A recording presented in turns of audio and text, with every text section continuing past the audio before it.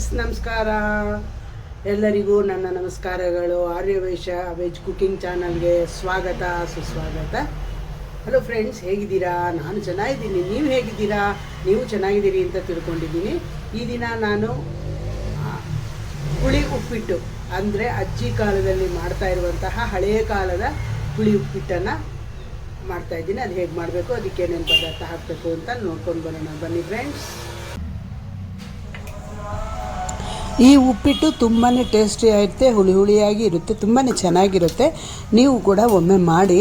ಇವಾಗ ಹೇಗೆ ಮಾಡೋದು ಅಂತ ನೋಡೋಣ. ಮೊದಲಿಗೆ ಅಕ್ಕಿ ತಗೊಂಡಿದ್ದೀನಿ. 1 ಲೋಟದಷ್ಟು ಅಕ್ಕಿ ತಗೊಂಡು ಬಾಣಲೆ ಒಳಗೆ ಹಾಕ್ಕೊಂಡು ಅಕ್ಕಿ ಹುರ್ಕೋಬೇಕಾಗುತ್ತೆ. ಅಕ್ಕಿ ಕೆಂಪಿಗೆ ಹುರ್ಕೋಬೇಕು, ಘಮ್ಮಂತ ಕೂಡ ವಾಸನೆ ಬರುತ್ತೆ. ಅಲ್ಲಿವರೆಗೂ ನಾವು ಕೆಂಪಗಾಗೋವರೆಗೂ ಅಕ್ಕಿನ ಹುರ್ಕೋಬೇಕು. ಅಕ್ಕಿ ಹುರಿದಿದ್ದಾದಮೇಲೆ ಅದನ್ನು ತಣ್ಣಗಾಗೋದಕ್ಕೆ ಬಿಡಬೇಕಾಗುತ್ತೆ. ಇವಾಗ ಹುರಿದಿರೋದಾಗಿದೆ. ಅದನ್ನು ಒಂದು ತಟ್ಟೆಗೆ ಬಗ್ಗಿಸ್ಕೊಂಡು ಬಿಡ್ತೀನಿ. ತಟ್ಟೆಗೆ ಬಗ್ಗಿಸ್ಕೊಂಡ್ಬಿಟ್ಟು ಅದೇ ಬಾಣಲಿಗೆ ಒಂದು 3 ಟೀ ಸ್ಪೂನ್ನಷ್ಟು ಎಣ್ಣೆಯನ್ನು ಹಾಕಿದ್ದೀನಿ. ಎಣ್ಣೆ ಹಾಕ್ಬಿಟ್ಟು ಎಣ್ಣೆ ಕಾದ ನಂತರ ಸಾಸಿವೆ ಕಾಳು ಹಾಕಿ ಪಟ್ಪಟ ಅಂತ ಸಿಡಿದಿದ್ದಾದಮೇಲೆ 2 ಟೇಬಲ್ ಸ್ಪೂನ್ನಷ್ಟು ಕಡಲೆಬೇಳೆ, 2 ಟೀ ಸ್ಪೂನ್ನಷ್ಟು ಉದ್ದಿನಬೇಳೆಯನ್ನು ಹಾಕಿದ್ದೀನಿ. ಹಾಕಿದ್ದಾದಮೇಲೆ ಸ್ವಲ್ಪ ಫ್ರೈ ಮಾಡ್ಕೊಂಡ್ಬಿಡೋಣ. ಫ್ರೈ ಮಾಡಿಕೊಂಡು ಅದಕ್ಕೆ ಹಸಿಮೆಣಸಿನ್ಕಾಯಿ 4 ಮತ್ತು ಕರಿಬೇವಿನ ಸೊಪ್ಪು ಹಾಕ್ತಾಯಿದ್ದೀನಿ. ಅದನ್ನು ಕೂಡ ಸ್ವಲ್ಪ ಕೆಂಪಗೆ ಫ್ರೈ ಮಾಡ್ಕೊಂಬಿಡೋಣ. ಅದು ಫ್ರೈ ಆಗಿದ್ದಾದಮೇಲೆ ಅದನ್ನು ಈರುಳ್ಳಿಯನ್ನು ಹಾಕಬೇಕು.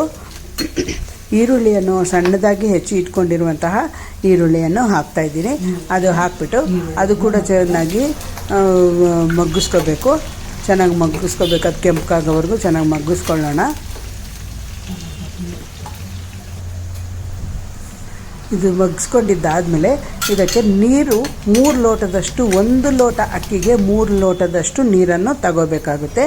1 ಲೋಟದಷ್ಟು ನೀರನ್ನು 3 ಲೋಟದಷ್ಟು ನೀರನ್ನು ತಗೊಂಡು ಈ ಹುಣಸೆ ಹಣ್ಣು ರಸವನ್ನು ಹಿಂಡಿ ಇಟ್ಕೊಂಡಿದ್ದೀನಿ. 1/2 ಲೋಟದಷ್ಟು ಹುಣಸೆ ಹಣ್ಣು, ನಿಂಬೆ ಹಣ್ಣಿನ ಗಾತ್ರದಷ್ಟು ಹುಣಸೆ ಹಣ್ಣು ತಗೊಂಡಿದ್ದೀನಿ. 1/2 ಲೋಟದಷ್ಟು ಹುಣಸೆ ಹಣ್ಣಿನ ರಸವನ್ನು ಹಾಕ್ತೀನಿ. 3 ಲೋಟಕ್ಕೆ ಹುಣಸೆ ಹಣ್ಣಿನ ರಸನೂ ಸೇರಿಸಿ 3 ಲೋಟ ಹಾಕ್ತಾಯಿದ್ದೀನಿ. ಇನ್ನು 2.5 ಲೋಟದಷ್ಟು ಹಾಕಬೇಕಲ್ವ. 1.5 ಲೋಟದ ಇನ್ನೊಂದು ಲೋಟ ನೀರನ್ನು ಹಾಕಿ 1.5 ಲೋಟದಷ್ಟು ನೀರನ್ನು ಹಾಕಿಬಿಟ್ಟು ಇನ್ನು 1.5 ಲೋಟದಷ್ಟು ಹಾಗೆ ಇಟ್ಕೊಂಡು ಆ ಅಕ್ಕಿ ಹುರಿದಿದ್ದಾದಮೇಲೆ ಮಿಕ್ಸಿಗೆ ಹಾಕ್ಕೋಬೇಕಾಗುತ್ತೆ. ಇವಾಗ ರುಚಿಗೆ ತಕ್ಕಷ್ಟು ಉಪ್ಪನ್ನು ಹಾಕ್ತಾಯಿದ್ದೀನಿ. ನಂತರ ಒಂಚೂರು ಬೆಲ್ಲವನ್ನು ಹಾಕ್ತಾಯಿದ್ದೀನಿ. ಅದು ನೀರು ಕಾಯೋದ್ರೊಳಗೆ ನಾವು ಹುರಿದು ಇಟ್ಕೊಂಡಿದ್ನಲ್ಲ ಅಕ್ಕಿಯನ್ನು, ಅದನ್ನು ಮಿಕ್ಸಿಗೆ ರವೆ ಹಾಗೆ ಹಾಕ್ಕೋಬೇಕು. ಮೀಡಿಯಮ್ ರವೆ ಹಾಗೆ ಹಾಕ್ಕೊಳ್ತಾ ಇದ್ದೀನಿ. ಮೀಡಿಯಮ್ ರವೆ ಹಾಗೆ ಹಾಕ್ಕೊಂಡ್ಬಿಟ್ಟು ಅದನ್ನು ಮಿಕ್ಕಿರೋ ನೀರು 1.5 ಲೋಟದಷ್ಟು ನೀರು ಮಿಕ್ಕಿದೆಯಲ್ಲ, 1.5 ಲೋಟದಷ್ಟು ನೀರು, 1/2 ಲೋಟದಷ್ಟು ಹುಣಸೆ ಹಣ್ಣಿನ ರಸ ಹಾಕಿದ್ದೀನಿ. ಇವಾಗಿನ್ನು 1.5 ಲೋಟದಷ್ಟು ಆ ರವೆಯನ್ನು ದೋಸೆ ಹಿಟ್ಟಿನಂತೆ ಕಲಿಸ್ಕೊಂಡ್ಬಿಟ್ಟು ಅದನ್ನು ಕೂಡ ಹಾಕ್ಬಿಡ್ಬೇಕು. ಹಾಗೆ ಕೂಡ ಹಾಕ್ಬೋದು. ಗಂಟಾಗುತ್ತೆ ಅಂತಂದ್ಬಿಟ್ಟು ಈ ಥರ ನಾನು ನೀರಾಗಿ ಕಲಿಸ್ಕೊಂಡು ಹಾಕಿದ್ರೆ ಗಂಟು ಬರೋದಿಲ್ಲ. ಇವಾಗ ನೋಡಿ ಚೆನ್ನಾಗಿ ಕಲಿಸ್ಕೋಬೇಕು. ಇದು ಉಪ್ಪಿಟ್ಟಿನ ತರಹ ಬೇಯೋವರೆಗೂ ಬಿಡಬೇಕಾಗುತ್ತೆ. 1-2 ನಿಮಿಷ ಹಾಗೆ ಬಿಡೋಣ.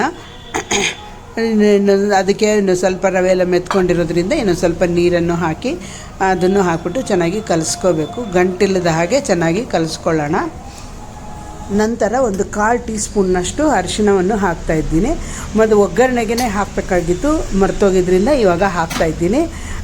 ಇದು ಅರಿಶಿಣ ಹಾಕಿದ್ದಾದಮೇಲೆ ಕಲಿಸ್ಕೊಂಡು ಬಿಡೋಣ. ಕಲಿಸ್ಕೊಂಡ್ಬಿಟ್ಟು ಹಾಗೆ ಒಂದು ಸ್ವಲ್ಪ ಹೊತ್ತು ಬಿಟ್ಟರೆ ಉಪ್ಪಿಟ್ಟಿನ ತರಹ ಬೇಯೋವರೆಗೂ ಬಿಡಬೇಕಾಗುತ್ತೆ. ಇದನ್ನು ಚೆನ್ನಾಗಿ ಕಲಕಿದ್ದಾದಮೇಲೆ ಒಂದು ತಟ್ಟೆಯನ್ನು ಮುಚ್ಚೋಣ. ತಟ್ಟೆ ಮುಚ್ಚಿ ಅದು ಹಾಗೆ ಒಳಗಡೆ ಬೇಯಬೇಕಾಗುತ್ತೆ. ತಟ್ಟೆಯನ್ನು ಮುಚ್ಚಿಬಿಡೋಣ ಚೆನ್ನಾಗಿ. ಅದನ್ನು ಕೂಡ ಬೆಂದು ಬಿಡುತ್ತೆ. ಇವಾಗ ಆ ನೀರೆಲ್ಲ ಹಿಂಗೋವರೆಗೂ ಬಿಡಬೇಕು. ಹಂಗಿದ್ದಾದಮೇಲೆ ನೋಡಿದ್ದು ಇವಾಗ ತೆಗಿತಾ ಇದ್ದೀನಿ ಯಾವ ಥರ ಬೆಂದಿದೆ ಅಂತ ನೋಡೋಣ. ನೋಡಿ ಪರ್ಫೆಕ್ಟಾಗಿ ಉಪ್ಪಿಟ್ಟು ಆಗಿದೆ. ಇವಾಗ ಇನ್ನೊಂದು 2 ನಿಮಿಷ ಬಿಟ್ಟರೆ ಕರೆಕ್ಟಾಗಿ ಉಪ್ಪಿಟ್ಟು ಮಾಮೂಲಿ ಉಪ್ಪಿಟ್ಟಿನ ತರಹ ಮಾಡಿಕೊಂಡ್ರೆ ಸಾಕು. ಈಗ ಬಿಸಿ ಬಿಸಿಯಾದ ಹುಳಿ ಖಾರವಾದ ಉಪ್ಪಿಟ್ಟು ರೆಡಿ. ಇದು ನಮ್ಮ ಅಜ್ಜಿ ಕಾಲದಲ್ಲಿ ಮಾಡ್ತಾ ಇದ್ದದ್ದು. Aryavaishya veg cooking channel subscribe ಮಾಡ್ಕೊಳ್ಳಿ ಅಂತ ಹೇಳ್ತಾ, ಈ ವಿಡಿಯೋ ನಿಮಗೆ ಇಷ್ಟ ಆದಲ್ಲಿ ಲೈಕ್ ಮಾಡಿ, ಶೇರ್ ಮಾಡಿ, ಕಮೆಂಟ್ ಮಾಡಿ. ಈ ವಿಡಿಯೋ ನೋಡಿದ್ದಕ್ಕಾಗಿ ತುಂಬ ಧನ್ಯವಾದಗಳು. ಮತ್ತು ಇದಕ್ಕೆ ಸಣ್ಣದಾಗಿ ಹೆಚ್ಚಿ ಇಟ್ಕೊಂಡಿರುವಂತಹ ಕೊತ್ತಂಬರಿ ಸೊಪ್ಪು ಮತ್ತು ಬೇಕಿದ್ದರೆ ಹಸಿ ಕೊಬ್ಬರಿಯನ್ನು ಹಾಕೋಬೋದು, ಬೇಡ ಅಂದರೆ ಹಾಗೆ ಬಿಟ್ಬಿಡ್ಬೋದು. ಈ ವಿಡಿಯೋ ನೋಡಿದ್ದಕ್ಕಾಗಿ ತುಂಬ ಧನ್ಯವಾದಗಳು. ಕೊತ್ತಂಬರಿ ಸೊಪ್ಪನ್ನು ಹಾಕಿ ಹಸಿ ಕೊಬ್ಬರಿಯನ್ನು ಹಾಕಿ ಗಾರ್ನಿಷ್ ಮಾಡಿದ್ರೆ ಹುಳಿ ಉಪ್ಪಿಟ್ಟು ರೆಡಿ. ಈ ಉಪ್ಪಿಟ್ಟು ತುಂಬ ಅಂದರೆ ತುಂಬಾ ಟೇಸ್ಟಾಗಿರುತ್ತೆ. ಹಳೆಯ ಕಾಲದಲ್ಲಿ ಇಂತಹ ಉಪ್ಪಿಟ್ಟೆಲ್ಲ ಮಾಡ್ತಾಯಿದ್ರು.